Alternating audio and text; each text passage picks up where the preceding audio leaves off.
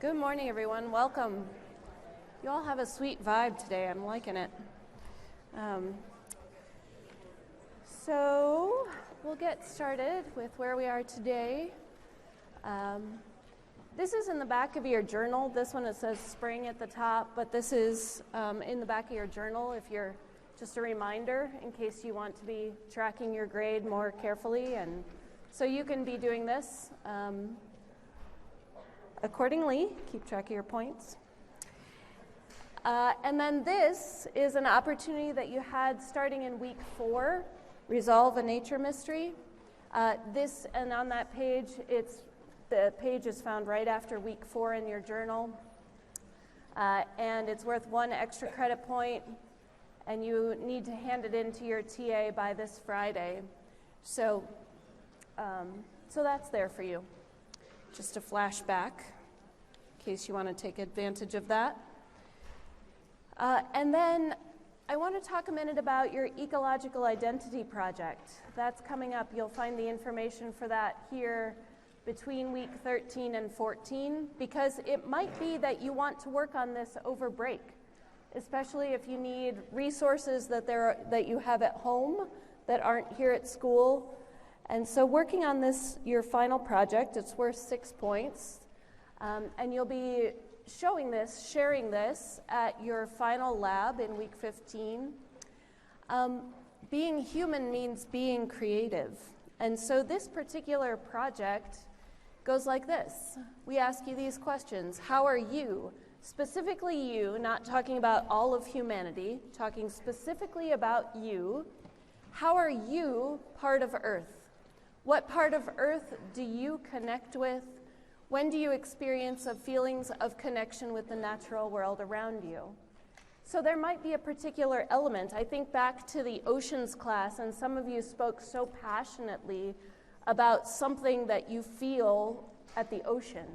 So it might be the ocean that you connect with. It might be clouds or stars. It could be flowers or pine trees, pine cones. It could be kind of the whole feel of it. But what you're going to do is really contemplate, really reflect on that connection for you, things that you may have discovered over the course of this class, or maybe it could be things that you've known since the beginning of you. And then you're going to express it. You're going to use all of your capacities that lie within you. So we've talked about the head, the heart, and the gut. So how is it that you can use your capacity, your capabilities, use all of your equipment, and create this final project? I want it to be something where you can dream and play and create and connect and discover and reflect. It could be a poem. It could be a song. We've had somebody learned how to play ukulele so that they could sing the song that they wrote for this project. It could be rap.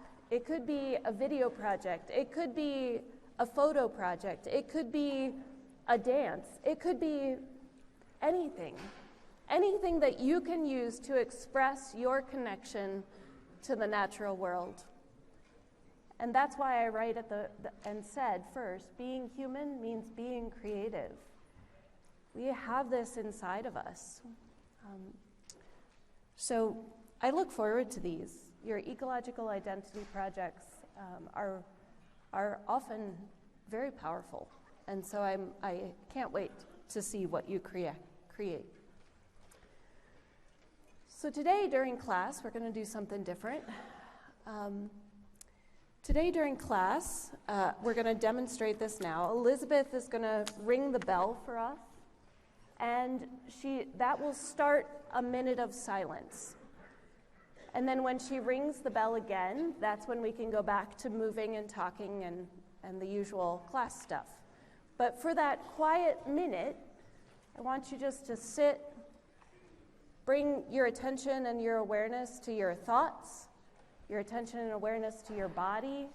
What's going on for you in that moment? So we're going to practice. Here goes.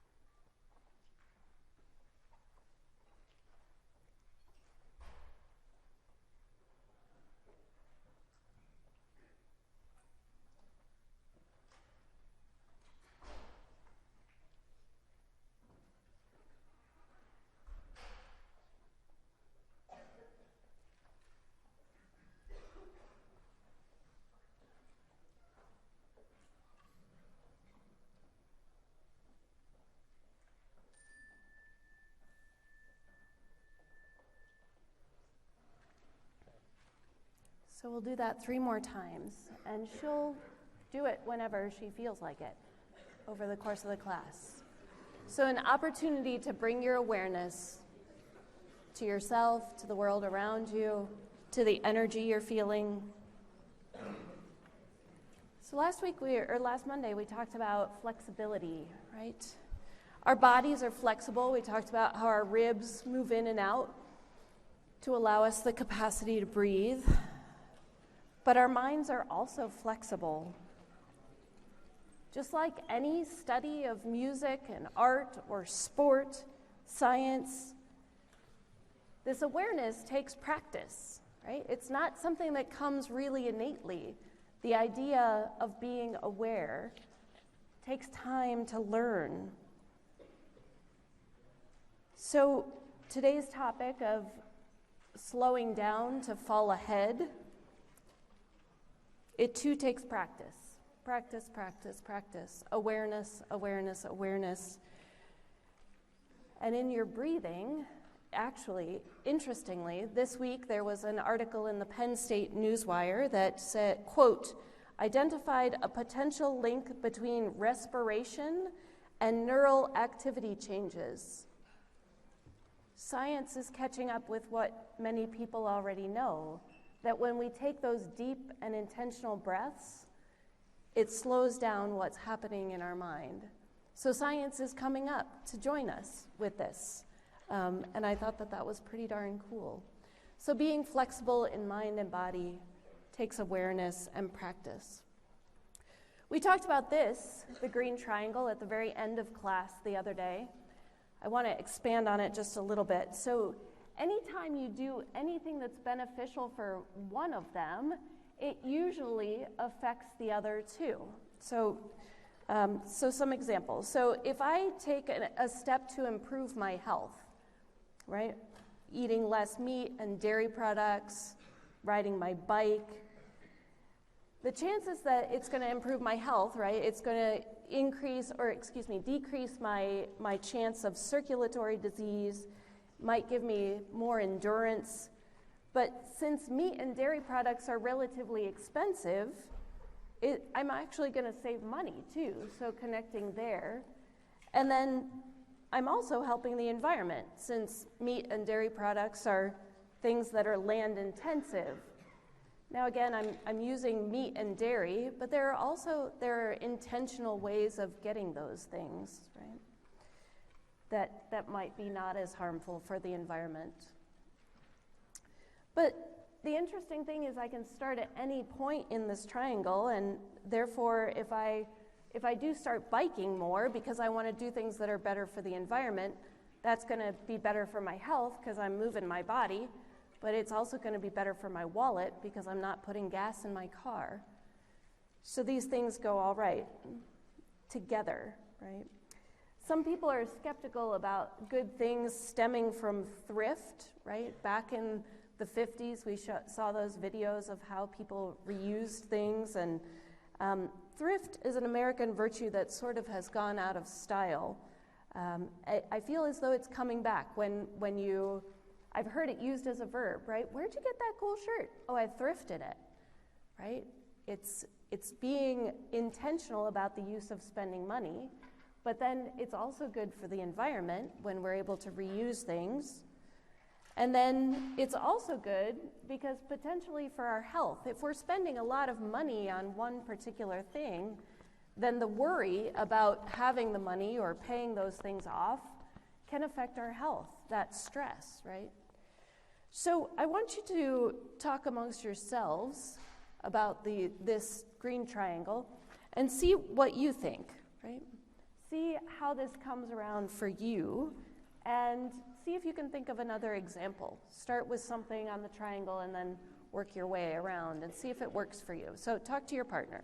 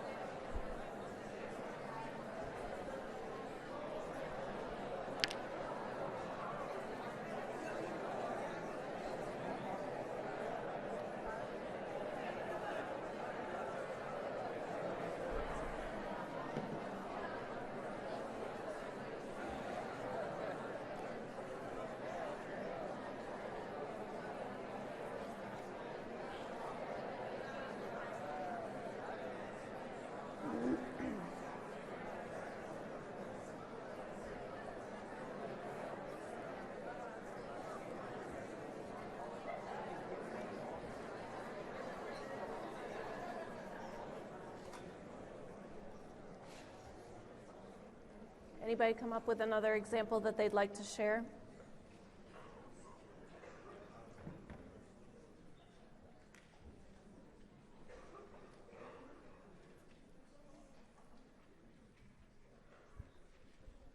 So my example was plastic bags. To Wegmans, I usually take reusable bags with me, and I do it because of like environment and money, because at Wegmans like bags cost like whatever, 5 cents, but like whatever. It affects money, environment, and also it affects my mental health because it like makes me feel better that I'm like doing something good. Yeah, sweet. Thank you, Leo.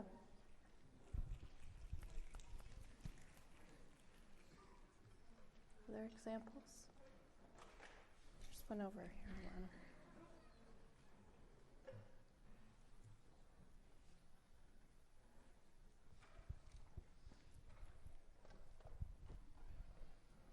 I would say gardening is a big one because you're getting more plants into the environment and you're also saving money for yourself. And you sort of know where the food's coming from because you're growing it, so you are making sure that you're staying healthy and you're not adding the wrong things. Yeah. So. Awesome. Gardening. Yeah, very good. I said biking. Mm-hmm. When you're biking, you're getting good exercise every day. You don't have to pay for a car.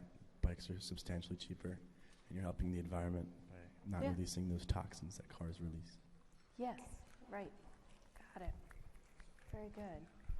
All right, so this is something that you can play with, this idea of the green triangle, how one thing affects another thing, or things that we do affect all three of these.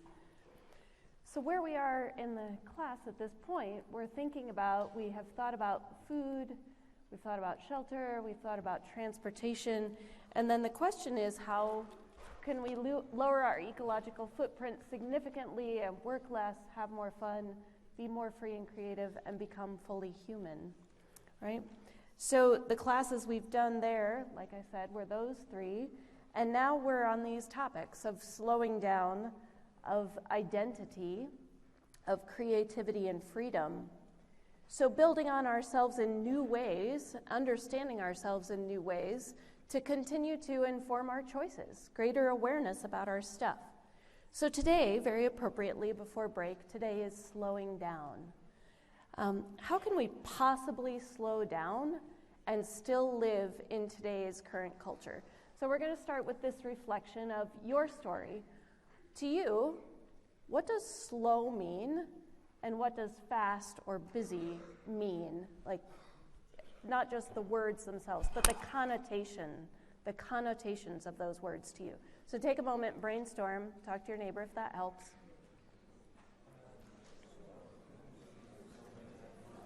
This is back to dualism.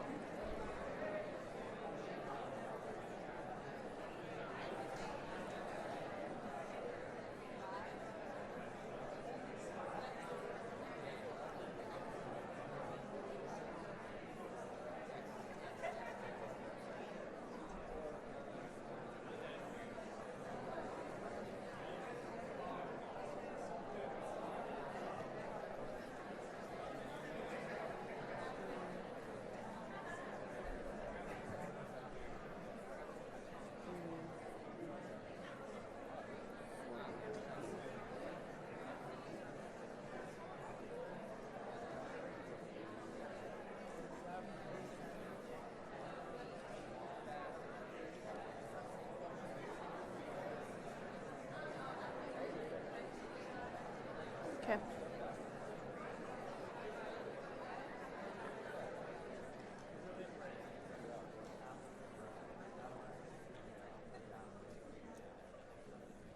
Would anyone like to speak to their connotations of these words? What does fast mean?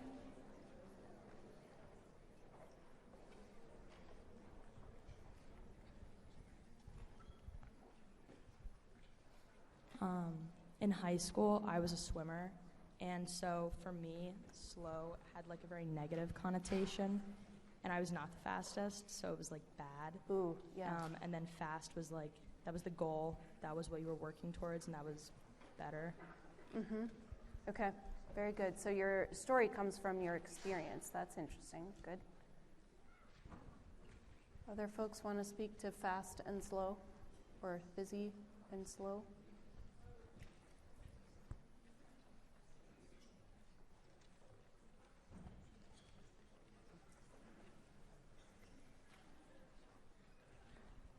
So thinking back to dualism, right, these words can mean different things to different people, and to all of you and to me. And so then thinking about, however you answered this, being slow means or being fast means, thinking about where that story comes from, right?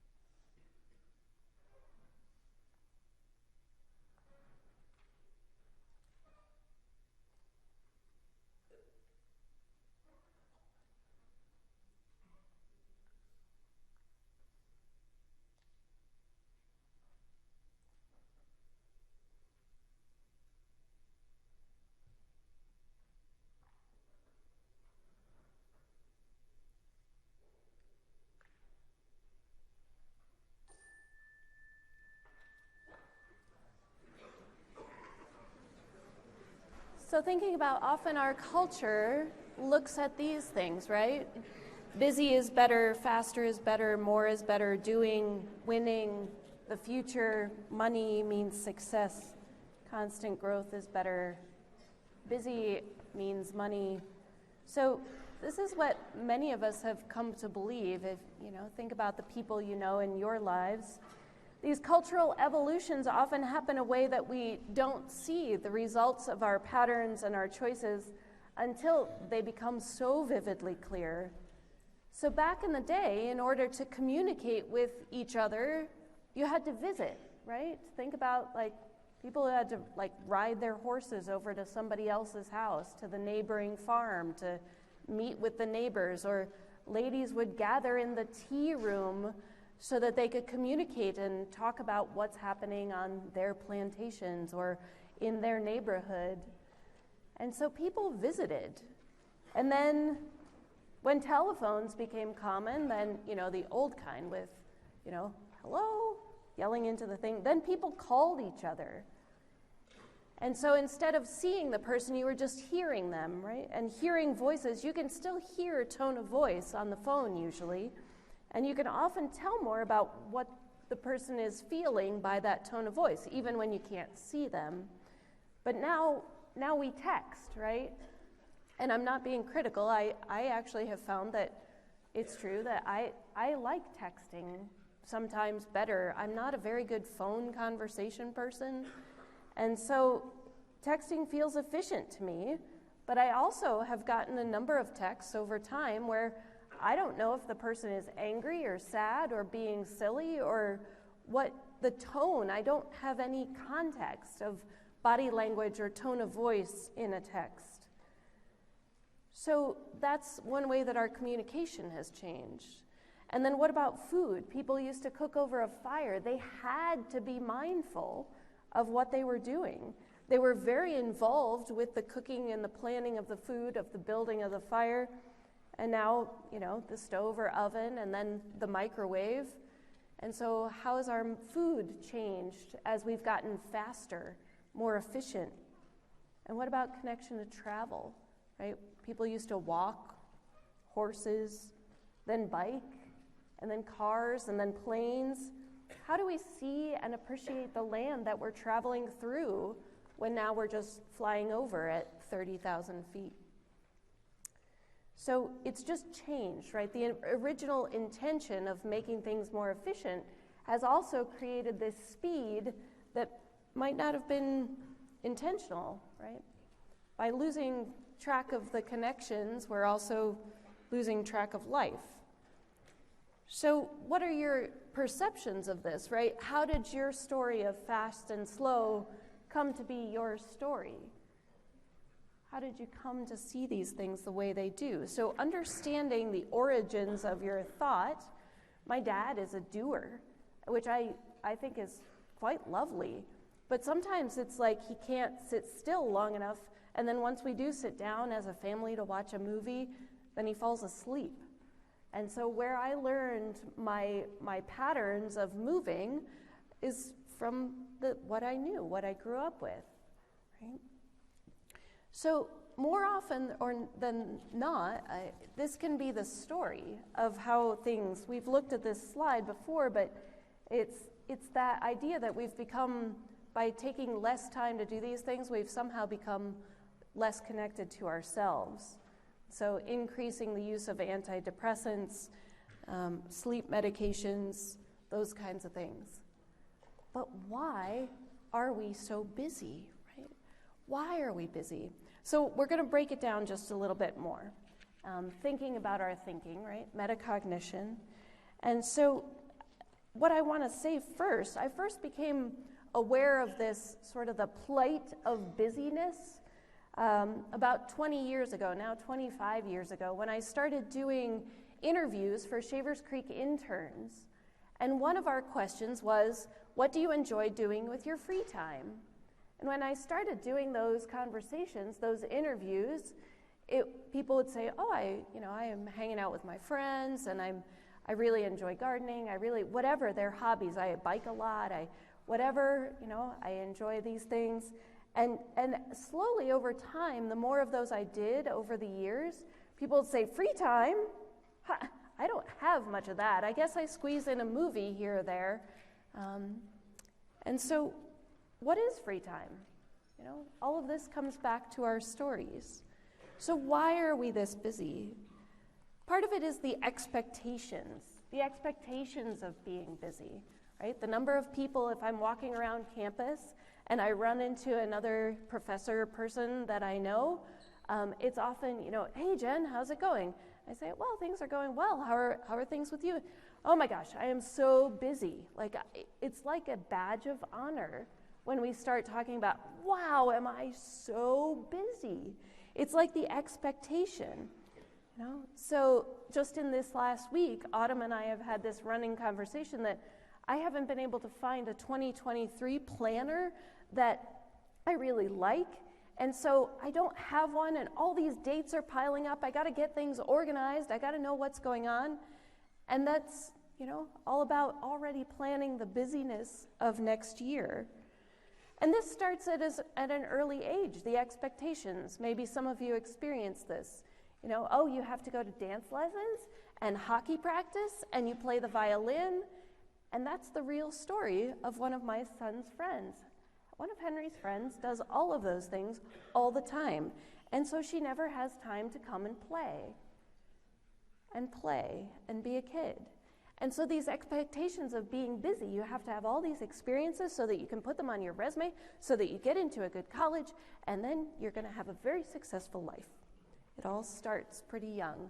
So expectations of being busy. Maybe even you get this on the phone calls with your parents, like, how's it going? Wow, Mom, I'm just really busy. Interesting. So then sometimes it's the habit of being busy. The idea that I have to have a list going all the time. And when I check all those things off of that list, then I need to make a next list. And it's kind of a habit. I get into a routine and following my to-do list, making sure that all of the things get done on my list each day. Because if they get done, then I get to knit in the evenings, which is something I love. But if they don't, then I just keep working on the list and working on the list. So it might be the habit of being busy. Might be the idea of destination addiction. We've already touched on this just a little bit. Being in class so that you can finish being in class and go to what's next. being in college in order to finish college, being in your internship so that you can finish the internship and get the credit for it and then get on to having a real job. Getting a house means that you should have an apartment, you gotta save up, you're working toward the house and then toward getting married and then toward whatever your goals are, right? So it's important. I like this image because it goes back to our happiness class. The idea that happiness isn't out there somewhere that we're trying to strive for all the time, and yet sometimes it's hard to remember that. The actual fear of slowing down. Maybe some of you can relate to this. If I take time and slow down, that means that I'm going to be behind later, right? So that might happen. If I don't get all this done today and then take time to relax myself, then tomorrow's going to be a shit show because who knows what's going to happen then. So that might be one reason to be afraid of slowing down. Another reason might be that I'm afraid. If I slow down, then I might actually take time to feel stuff. And feeling stuff requires vulnerability. And maybe I don't want to feel stuff. Maybe I don't want to be vulnerable. Maybe it's easy to be busy so that I can stay numb to all the other stuff. So there could be a fear of slowing down. Or maybe the fear of missing out. I've heard some of you talk about this. The anxiety that an exciting or interesting event may be currently happening elsewhere, and it may be initiated by posts seen on a social media website or other places, texts from friends. There could be a lot of reasons to do that. And actually, I'm sorry, Elizabeth, could you pull this up? I forgot that I put this in here. So I'd like you to take in this video and just see how this resonates with you. The idea of what happens when we choose something else. Do we really need to go to feel satisfied, to feel fulfilled, or not? Check this out.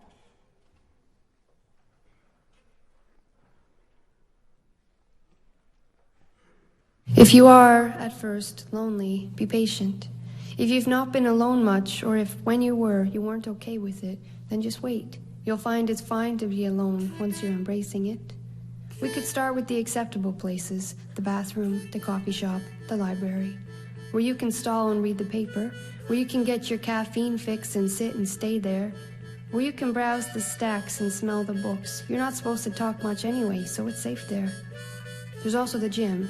If you're shy, you can hang out with yourself in mirrors. You could put headphones in. And there's public transportation, because we all gotta go places. And there's prayer and meditation. No one will think less if you're hanging with your breath, seeking peace and salvation. Start simple. Things you may have previously avoided based on your avoid being alone principles. The lunch counter, where you will be surrounded by chow downers, employees that only have an hour and their spouses work across town, and so they, like you, will be alone. Resist the urge to hang out with your cell phone. When you are comfortable with eat lunch and run, take yourself out for dinner, a restaurant with linen and silverware. You're no less intriguing a person when you're eating solo dessert and cleaning the whipped cream from the dish with your finger. In fact, some people at full tables will wish they were where you were. Go to the movies, where it is dark and soothing, alone in your seat amidst a fleeting community. And then take yourself out dancing, to a club where no one knows you. Stand on the outside of the floor until the lights convince you more and more and the music shows you. Dance like no one's watching, because they're probably not. And if they are, assume it is with best and human intentions. The way bodies move genuinely to beats is, after all, gorgeous and affecting. Dance until you're sweating, and beads of perspiration remind you of life's best things, down your back like a brook of blessings. Go to the woods alone, and the trees and squirrels will watch for you. Go to an unfamiliar city, roam the streets, there are always statues to talk to, and benches made for sitting give strangers a shared existence, if only for a minute, and these moments can be so uplifting, and the conversations you get in by sitting alone on benches might have never happened had you not been there by yourself. Society is afraid of alone, though. like lonely hearts are wasting away in basements. Like people must have problems if after a while nobody is dating them. But lonely is a freedom that breathes easy and weightless, and lonely is healing if you make it. You could stand swathed by groups and mobs or hold hands with your partner. Look both further and farther in the endless quest for company. But no one's in your head, and by the time you translate your thoughts, some essence of them may be lost, or perhaps it is just kept. Perhaps in the interest of loving oneself. Perhaps all those sappy slogans from preschool over to high school's groaning were tokens for holding the lonely at bay. Because if you're happy in your head, then solitude is blessed and alone is okay. It's okay if no one believes like you. All experience is unique. No one has the same synapses, can't think like you. For this, be relieved. Keeps things interesting, life's magic things in reach. And it doesn't mean you aren't connected. The community's not present. Just take the perspective you get from being one person in one head and feel the effects of it. Take silence and respect it. If you have an art that needs a practice, stop neglecting it. If your family doesn't get you or a religious sect is not meant for you, don't obsess about it. You could be in an instant surrounded if you need it. If your heart is bleeding, make the best of it. There is heat in freezing, be a testament.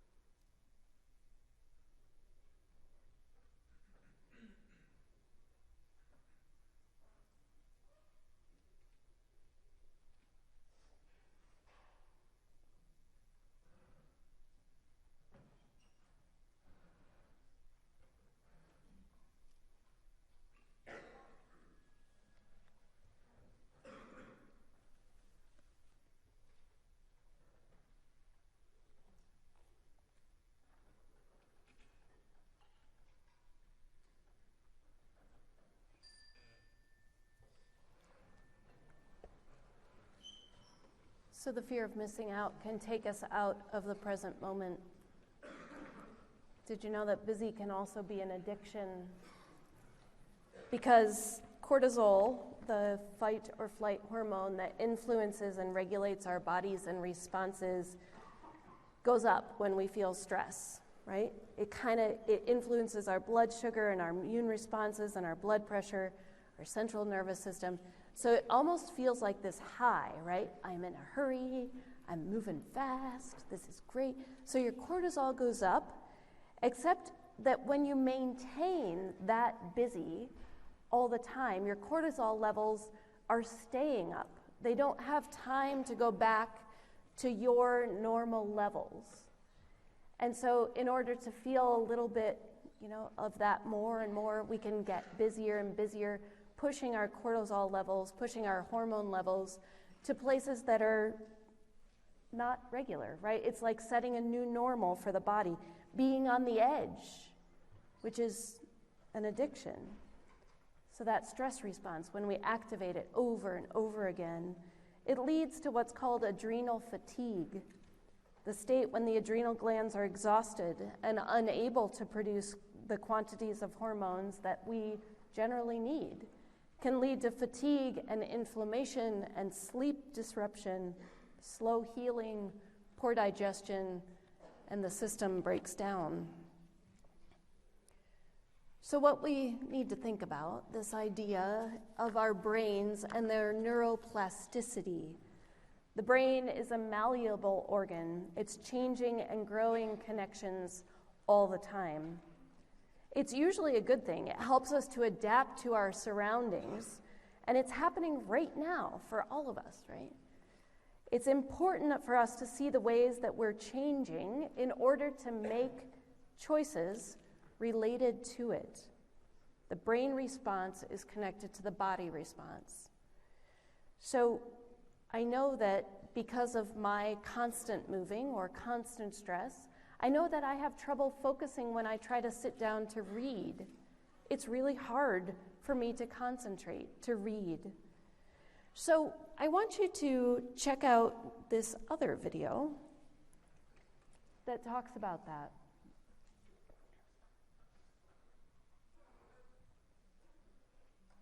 What happens to us if we never get bored? It turns out that when you get bored, you ignite a network in your brain called the default mode. So our body, it goes on autopilot while we're folding the laundry or we're walking to work, but actually that is when our brain gets really busy. So this is my brain in an fMRI, and I learned that in the default mode, that is when we connect disparate ideas, we solve some of our most nagging problems, and we do something called autobiographical planning. This is when we look back at our lives, we take note of the big moments, we create a personal narrative, and then we set goals, and we figure out what steps we need to take to reach them. Here's boredom researcher Dr. Sandy Mann. Once you start daydreaming and allow your mind to really wander, you start thinking a little bit beyond the conscious, a little bit into the subconscious, which allows sort of different connections to take place. It's really awesome, actually. But now we chill out on the couch, also while updating a Google Doc or replying to email. Here's what neuroscientist Dr. Daniel Levison says we're actually doing. Every time you shift your attention from one thing to another, the brain has to engage a neurochemical switch that uses up nutrients in the brain to accomplish that. So if you're attempting to multitask, doing 4 or 5 things at once, you're not actually doing 4 or 5 things at once because the brain doesn't work that way. Instead, you're rapidly shifting from one thing to the next, depleting neural resources as you go. So a decade ago, we shifted our attention at work every 3 minutes. Now we do it every 45 seconds, and we do it all day long. The average person checks email 74 times a day and switches tasks on their computer 566 times a day. Researchers at USC have found they're studying teenagers who are on social media while they're talking to their friends or they're doing homework. And 2 years down the road, they are less creative and imaginative about their own personal futures and about solving societal problems. So the next time you go to check your phone, ask yourself, what am I really looking for? Because if it's to check email, that's fine, do it and be done. But if it's to distract yourself from doing the hard work that comes with deeper thinking, take a break, stare out the window, and know that by doing nothing, you are actually being your most productive and creative self. It might feel weird and uncomfortable at first, but boredom truly can lead to brilliance.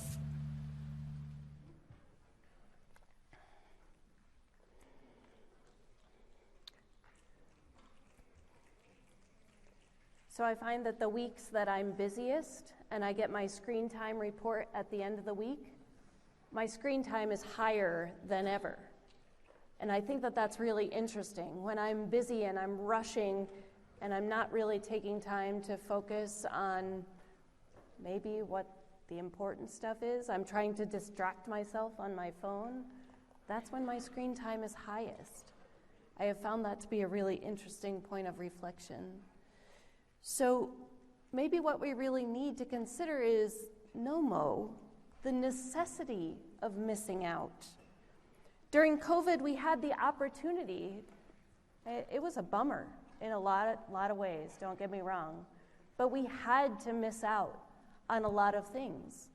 And I've heard from a lot of students, and I observed in myself that over the part of quarantine, when I couldn't go places and do things, it's when I started painting and really enjoying that. It's when I knitted more than ever, and I felt more balanced, and I felt more like myself than I knew that I could feel.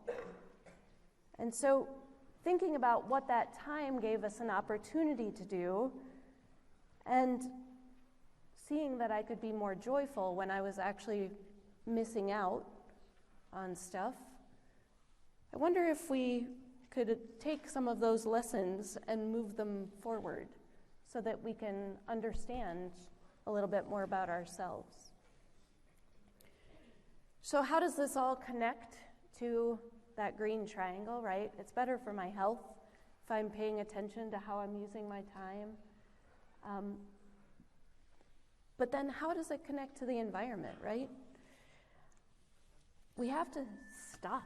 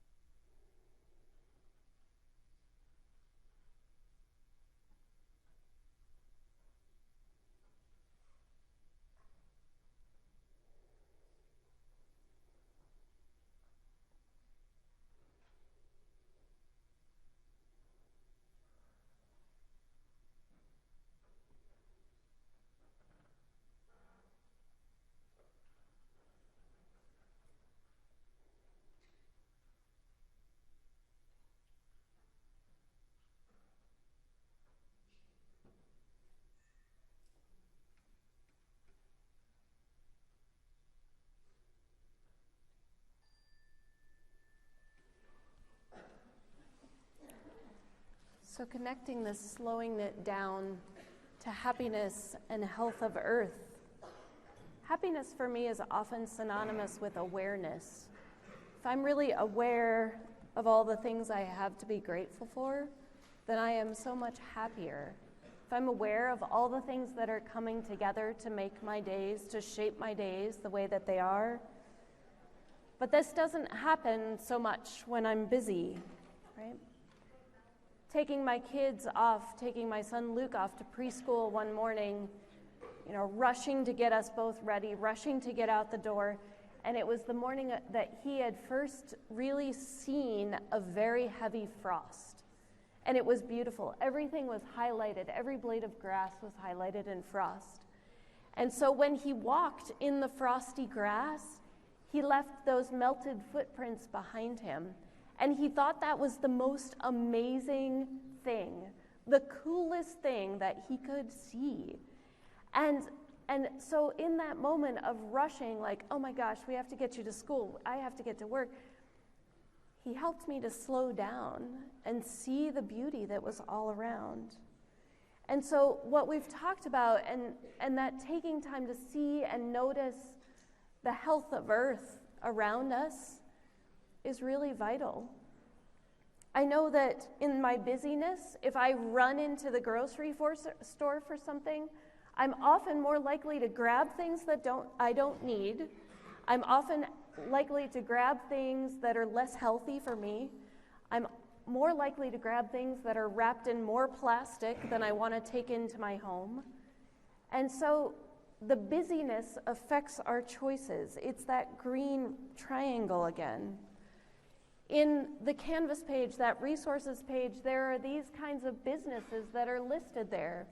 Places where you can shop with intention so that you can make choices that are good for you and good for Earth and good for your wallet. So how to make these choices, how to slow down. I'd like you to write this down in your journal.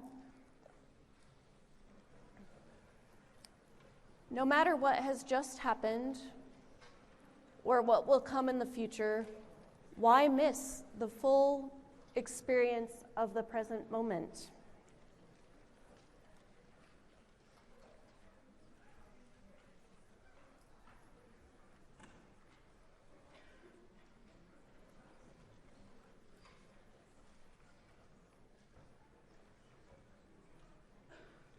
Remember back to my story of the interns and the question,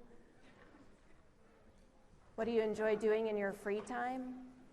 There's a trick answer, and I'm going to give it to you. The answer is it's all free time. It's all free time. Every moment that you have. I was listening to one of my favorite artists, a new song that just came out by him called The Greatest Day of My Life. And there's a line in there that says, years are just moments in a great big pile. Years are just moments in a great big pile, which is exactly what I'd like you to reflect on for your pack-back today. How we spend our days is how we spend our lives. Reflect on that for your pack-back. I hope that you have beautiful labs this week. I hope you have a lovely and safe break. And make sure that you take a break. Slow down. Thank you.